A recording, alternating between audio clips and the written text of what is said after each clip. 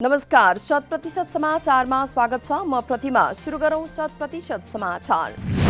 सर्वोच्च अदालत प्रतिनिधि सभा विघटन विरुद्धको अन्तिम फैसला सुनाउने तयारी। राजनीतिक दबावका बीच कस्तो फैसला आउला भन्ने अड्कलबाजी। जनता प्रतिनिधि सभा विघटन विरुद्ध सर्वोच्चले कस्तो फैसला सुनाउला भन्ने पर्खाइमा। प्रधानमन्त्री केपी शर्मा ओलीले पौष 5 गते प्रतिनिधि सभा भङ्ग गरेपछि तरङ्गित छ नेपालको राजनीति। सरकार पक्ष होस् वा आन्दोलनरत पक्ष अहिले सर्वोच्च अदालतलाई आफू अनुकूलको फैसला गर्न दिइरहेका छन् दबाब।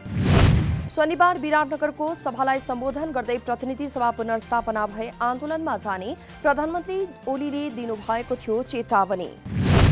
आन्दोलनरत पक्षले अदालतलाई दबाब दिइरहेको र प्रतिनिधि सभा पुनर्स्थापना गर्ने सिटिङ गरिरहेको प्रधानमन्त्रीको संकेत।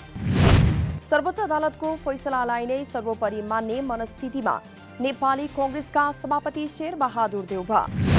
प्रतिनिधि सभा भङ्गको निर्णय यथावत भई निर्वाचन भए राजनीतिक रूपमा फाइदा लिन सकिने कांग्रेसको दाउ। सम्मानित अदालतमाथि थोपारिएको दबाव आफू अनुकूल फैसलाको अपेक्षाका बीच अदालतले बिना दबाव संविधान अनुसार फैसला लिने विश्वास। नेपाली जनता वर्तमान व्यवस्थाकै विरुद्धमा रहेको वरिष्ठ अधिवक्ता बालकृष्ण न्यौपानेको भनाई। नेताहरूको व्यवहारका कारण नेपाली जनता अहिलेको व्यवस्थाको विरुद्धमा उत्रन सक्ने खतरा रहेको न्यौपानेको दावी। प्रतिनिधि सभा पुनर्स्थापना गर्नु यो व्यवस्थाको अन्त्यतर्फ जानु भएको अधिवक्ता न्यौपानेको तर्क। वर्तमान संविधानमा प्रतिनिधि सभा विघटनको प्रावधान नराखिएको नेपाल बार एसोसिएसनका महासचिव लीलामणि पौडेलको भनाई। प्रधानमन्त्री केपी शर्मा ओलीले अदालतको फैसला जस्तो आए पनि स्वीकार्छौं भन्नुपर्नेमा आन्दोलन गर्छौं भन्नु गलत भएको पौडेलको टिप्पणी।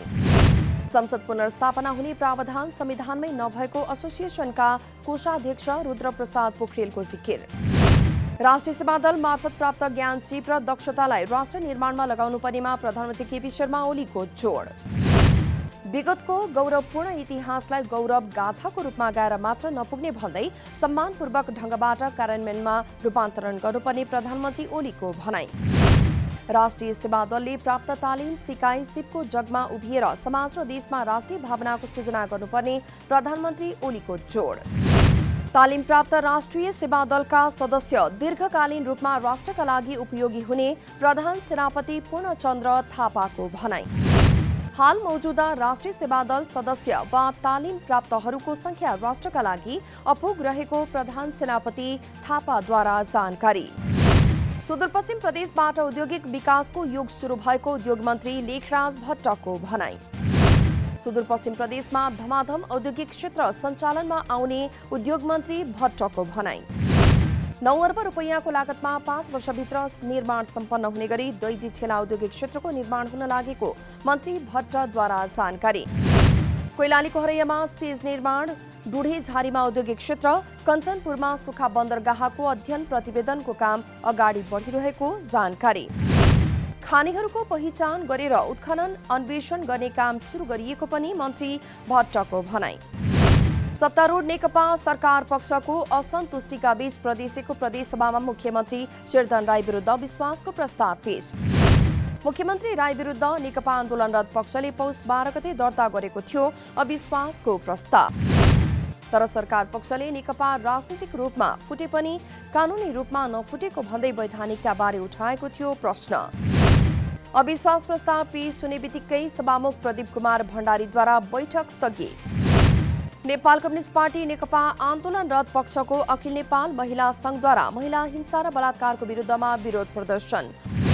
संघले प्रतिगमन, महिला हत्या, हिंसा र बलात्कारको विरुद्धमा गरेको हो विरोध प्रदर्शन। शान्ति वाटिकामा जम्मा भएर महिलाहरूले नाराबाजी सहित बसन्तपुरसम्म निकालेका थिए र्याली। हवाई सुरक्षामा कमजोरी रहेको भन्दै युरोपेली संघ ईयूले लगाएको उडान प्रतिबन्ध हट्ने। हवाई सुरक्षा प्रणालीमा सुधारका कारण आइकाबको कालो सूचीबाट हटेको नेपाल नागरिक उड्डयन प्राधिकरणद्वारा जानकारी। सुरक्षा अडिट पछि ईयू समेत कालो सूची मुक्त गर्न सकारात्मक रहेको प्राधिकरणको दावी।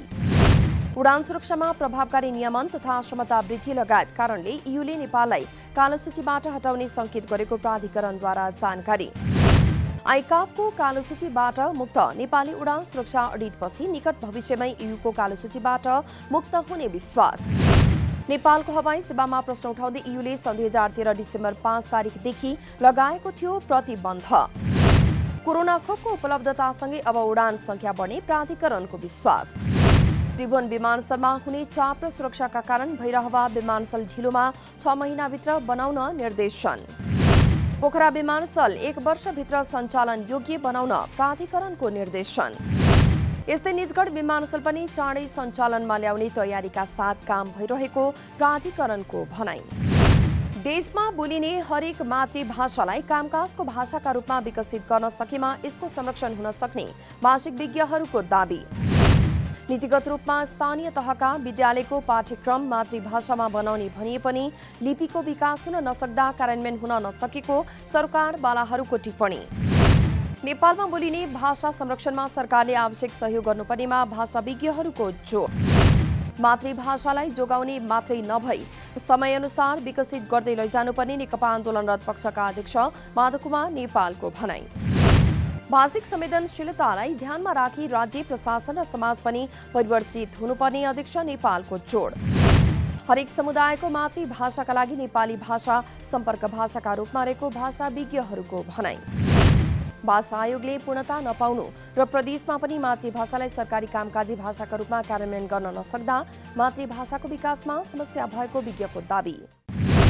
सरकारले भारतसँग किनेको कोरोना भाइरस विरुद्धको 10 लाख डोजको विशील खोप काठमाडौँ आइपुग्यो। नयाँ दिल्लीबाट एयर इन्डिया विमान मार्फत 10 लाख डोज खोप काठमाडौँ ल्याइएको स्वास्थ्य मन्त्रालयद्वारा जानकारी। गत फागुन 5 गते खोप उत्पादन कम्पनी सेरम इन्स्टिट्युट अफ इन्डियासँग 20 लाख डोज खोप किन्ने भएको थियो सहमति। आइतबार पहिलो चरणमा 10 लाख डोज खोप आएको मन्त्रालयद्वारा जानकारी। सरकारले सिरमसँग 20 लाख डोज खोपको अग्रिम भुक्तानी समेत गरिसकेको मन्त्रालयद्वारा जानकारी। नेपालमा कोरोना भाइरसका सक्रिय संक्रमितको संख्या 1494 जना रहेको स्वास्थ्य मन्त्रालयद्वारा जानकारी। पछिल्लो 24 घण्टामा 121 जना निको भएको मन्त्रालयको तथ्याङ्क। यो सँगै नेपालमा अहिलेसम्म 2,69,876 जना कोरोना संक्रमण मुक्त भएको मन्त्रालयद्वारा जानकारी। यस्तै पछिल्लो 24 घण्टामा 80 जनामा कोरोना भाइरसको संक्रमण पुष्टि। यो सँगै नेपालमा कोरोना संक्रमित संख्या 2,73,431 पुगेको मन्त्रालयको तथ्याङ्क। पछिल्लो 24 घण्टामा कोरोना संक्रमणबाट कसैको पनि मृत्यु नभएको मन्त्रालयद्वारा जानकारी। नेपालमा हालसम्म कोरोनाबाट 2061 जनाको मृत्यु भइसकेको मन्त्रालयको तथ्याङ्क। कोरोना भाइरस संक्रमणबाट विदेशमा यो साता थप 1 जना नेपालीको मृत्यु। यो साता संयुक्त अधिराज्य बेलायतमा 1 जनाको संक्रमणबाट निधन भएको गैरवासी नेपाली संघ एनआरएनएद्वारा जानकारी। यो सहित 21 देशमा कोरोना संक्रमणले निधन हुने नेपालीको संख्या 336 जना पुग्यो। अहिलेसम्म 50 देशमा रहेका 60,630 जना नेपालीमा कोरोना संक्रमणको पुष्टि। तीमध्ये 59,120 जना कोरोना संक्रमण मुक्त भएको एनआरएनएद्वारा जानकारी। नर्वेक इन्टरनेशनल हस्पिटलद्वारा विश्वस्तरीय सेवा दिने अभियान अन्तर्गत नयाँ ओपीडी बहिरङ्ग सेवाको सुरुवात। आफ्नो पुरानो ओपीडी भवनलाई पुनः निर्माण गरेर अझै स्तरीय आधुनिक बनाई सेवा सुचारू गरेको अस्पतालद्वारा जानकारी। आफ्नो सेवालाई पूर्ण रूपमा डिजिटलाइज गरी अत्याधुनिक बनाउने कामको सुरुवात ओपीडी सेवाबाट गरेको अस्पतालद्वारा जानकारी। डाक्टरलाई लामो समयसम्म कुर्नुपर्ने अवस्थाको अन्त्य भएको अस्पतालको दाबी। कपिलवस्तुको शिवराज नगरपालिकाको भवन निर्माणको कार्य अलपत्र। नगरपालिकाले भवन निर्माण गर्न लागेको स्थलमा स्थानीयले जोतभोग गर्दै आएकोले सर्वोच्चले निर्माणको काम रोक्न आदेश दिएपछि भवन निर्माण अलपत्र। नगरपालिकाले भवन निर्माण गर्न लागेको किता नम्बर 58 र 59 मा कुनै पनि निर्माण कार्य नगराउनु भनी सर्वोच्चले आदेश दिएपछि रोकिएको हो निर्माण। भवन निर्माणका लागि भन्दै 3,65,90,243 रुपैयाँ खर्च गरिसकेको नगरपालिकाद्वारा जानकारी। सरकारले स्पष्ट निर्णय नगर्दा देशभरका वन पैदावार सदुपयोगमा समस्या भएको सरकारवालाहरूको गुनासो। सरकारले काठ कटान ओसार पसार बिक्री वितरणमा लगाएको प्रतिबन्ध नखुलाउँदा समस्या भएको सरकारवालाहरूको भनाइ। अनियमितता भएको आशंकामा मन्त्री परिषदले 2077 जेठ 15 गतेको बैठकले लगाएको थियो काठ कटान ओसार पसार र बिक्री वितरणमा प्रतिबन्ध। वन सदुपयोगका लागि अनुमति दिन माथिल्लो निकायसँग स्पष्ट निर्देशन माग गरे पनि असै निर्णय नआएको वन कर्मचारीको भनाई। वनमा काठ कुहिने तर उपभोक्ताले काठको अभाव झेल्नुपर्ने अवस्थाको अन्त्य हुनुपर्ने सरकारवालाहरूको माग। अमेरिकामा उड्दै गरेको विमानमा आगलागी। बोइङ जेट विमानको इन्जिन बिग्रदा आगलागी भएको स्थानीय अधिकारीद्वारा जानकारी। अमेरिकाको डेनबरबाट होनोलुलुका लागि उडेको बोइङ 777 विमानको इन्जिनमा भएको हो आगलागी। आगलागीबाट इन्जिनको केही भाग जमिनमा झरे पनि विमानलाई सकुशल रूपमा डेनबर विमानस्थलमा अवतरण गराइएको बीबीसीमा उल्लेख। विमानमा चालक दलका 10 सदस्यसहित 231 जना थिए यात्रु। सबै यात्रु सुरक्षित रहेको बीबीसीको खबरमा उल्लेख। रुसी विपक्षी नेता एलेक्सी नावाल्नीको जेल सजाय विरुद्ध गरेको अपील रुसको एक अदालतद्वारा खारेज। नावाल्नीलाई सन् 2014 मा जेल सजायको नियम उल्लङ्घन गरेको आरोप। रुसी राष्ट्रपति भ्लादिमिर पुटिनका कट्टर आलोचक मानिन्छन् नावाल्नी। पुटिन सरकारले राजनीतिक प्रतिशोधका कारण पटक पटक दुःख दिने गरेको नावाल्नी पक्षधरहरूको दाबी। घातक विष खुवाइएपछि बिरामी परेका नावाल्नी जर्मनीमा उपचार गराई करिब 5 महिनापछि गत महिना फर्केका थिए रुस फर्के लगत्तै नावाल्नीलाई प्रहरीले गरेको थियो पक्राउ। तर यसमा आफ्नो कुनै संलग्नता नरहेको रुसी राष्ट्रपति पुटिनको दाबी। अफगानिस्तानको दक्षिणी प्रान्त हेलमण्डको प्रान्तीय राजधानी लस्कर घामा भएको विस्फोटमा परि एक प्रहरी अधिकारीको मृत्यु। विस्फोटमा 15 जना घाइते भएको अन्तर्राष्ट्रिय समाचार संस्था सिन्वामा उल्लेख।